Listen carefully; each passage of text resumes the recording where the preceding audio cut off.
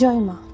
প্রথমেই বলি যে ভিডিওটা দেখছেন সেটা হচ্ছে ঔরঙ্গাবাদের এখন নতুন নামকরণ হয়েছে ছত্রপতি শিবাজীনগর। তো যাই হোক, সে কথা। ওখানে যাওয়ার আকর্ষণ হলো কৃষ্ণেশ্বর টেম্পল। আমরা আমাদের দীর্ঘ 15 বছরের দাম্পত্য জীবন খুব ভালোভাবে কাটালাম, আর আগামী বছরগুলো যাতে ভালোভাবে কাটাতে পারি তার আশাতে বাবার কাছে আশীর্বাদ নিতে গেছিলাম।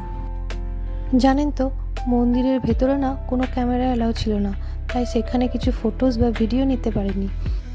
তাই মন্দিরে পুজো দিয়ে আর ব্রেকফাস্ট করে চলে গেছিলাম এলোরাতে। আর এখন আমরা রয়েছি 33 নাম্বার কেভে। আর এই কেভের ভেতরে প্রচণ্ড কাঠবিড়ালি ছিল, যেখানে সেখানে ছোটাছুটি করছিল, তাই দেখে আমার ছোটো মেয়ে খুবই ভয় পাচ্ছিল। আর এই কেভের ভেতরটা ছিল খুব অন্ধকার, তা দেখে আমারও কেন একটু ভয় লাগছিল। মনে হচ্ছিল জানি না ভেতর থেকে আবার কে বেরিয়ে আসবে।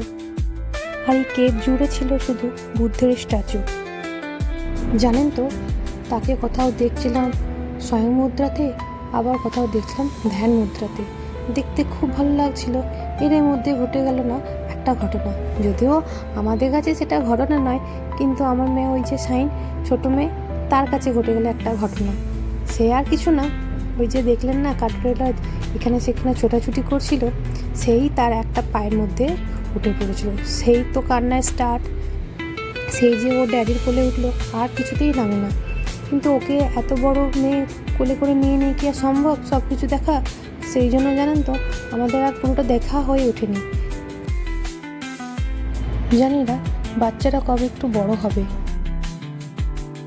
আমার মনে হয় সব বাবা মারই এইরকম ধরনের অনেক গল্প আছে।